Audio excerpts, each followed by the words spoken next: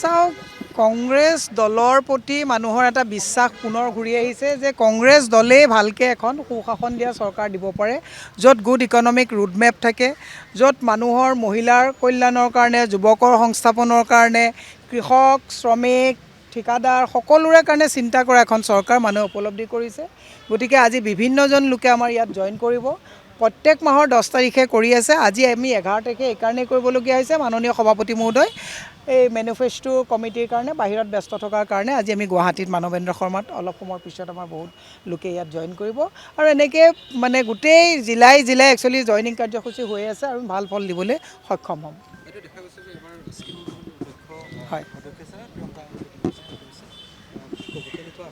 না, ডেফিনেটলি আমি খুব আশাবাদী যে আমাৰ ইয়াত স্ক্ৰিনিং কমিটিৰ অধ্যক্ষ হিচাপে প্ৰিয়ংকা গান্ধী ডাঙৰীয়াক নিযুক্তি দিয়া হৈছে আৰু আমাৰ গোটেই ইলেকশ্যন মেনেজমেণ্টৰ কাৰণে DK শিৱকুমাৰজী, ছত্তীশগড়ৰ প্ৰাক্তন মুখ্যমন্ত্ৰী মহোদয় বন্ধু তিৰ্কী ডাঙৰীয়া, সকলোকে ভূপেশ বাঘেল ডাঙৰীয়া সকলোকে ইয়াত স্থলাভিষিক্ত কৰা হৈছে। জিতেন্দ্ৰ সিং ডাঙৰীয়া আছেই।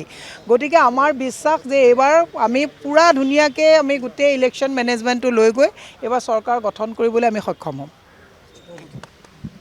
গতিকে প্ৰিয়ংকা গান্ধী ডাঙৰীয়ানী যেতিয়াই অধ্যক্ষা হৈছে আমাৰ স্ক্ৰিনিং কমিটিৰ, তেতিয়াই আমি গম পাইছোঁ যে অসমত এইবাৰ আৰু কংগ্ৰেছ চৰকাৰ অহাটো একদম 100% খাটাং। কাৰণ তেখেতৰ সুন্দৰ এটা ভাৱমূৰ্তি আছে, তেখেতে কাম কৰিম বুলি আহিছে আৰু তেখেত অহাৰ পিছতে আমাৰ কংগ্ৰেছ দলৰ যিটো আপোনালোকে দেখিছে এতিয়া নতুনকৈ জইনিং কৰিছে সকলোখিনিয়ে।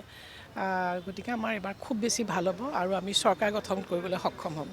কংগ্ৰেছৰ প্ৰতি এটা অভিযোগ থাকে আগতে টিকট বাছনিৰ ক্ষেত্ৰত ধন লয় বুলি মুখ্যমন্ত্ৰী এতিয়াও কৈ আছে যে ধন লয়। গতিকে এইবাৰ যিহেতু প্ৰিয়ংকা গান্ধীয়ে গোটেই বিষয়টো চোৱা চিতা কৰিব, গতিকে এইবাৰ সেইটোতো নাইকিয়া হ'ব। গতিকে মুখ্যমন্ত্ৰী কিন্তু কৈছে যে তাৰপিছতো এডভান্স লৈছে এতিয়া এনেকৈ কৈছে।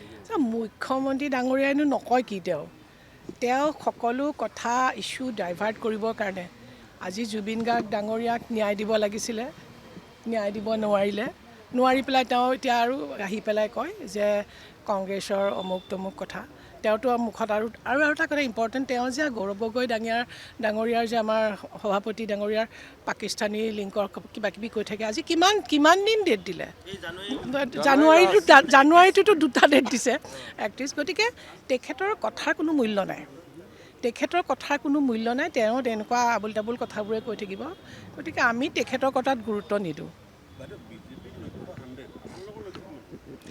আমি 100 অলৰেডি আমাৰ সভাপতি মহোদয়ে কৈছে যে আমাৰ এলায়েন্স হোৱাটো খাটাং আৰু 100 ছিটত আমি 2এটা বেছিও হ'ব পাৰে, কম হ'ব পাৰে, 100 ছিটত আমি অৱতীৰ্ণ হ'ম। গতিকে আমি 100 ছিটত আমি যেতিয়া অৱতীৰ্ণ হ'ম, গতিকে আমাৰো টাৰ্গেটটো মই এতিয়া ক'ব নোৱাৰিম, এইটো অলপ পিছতে সভাপতি মহোদয় আহিব, আপোনালোকে সভাপতি মহোদয়ক দাঙি ল'ব, ধৰিব। ঠিক আছে। যিকোনো খবৰৰ বাবে যোগাযোগ কৰক আমাৰ এই নম্বৰত 9181 307 221।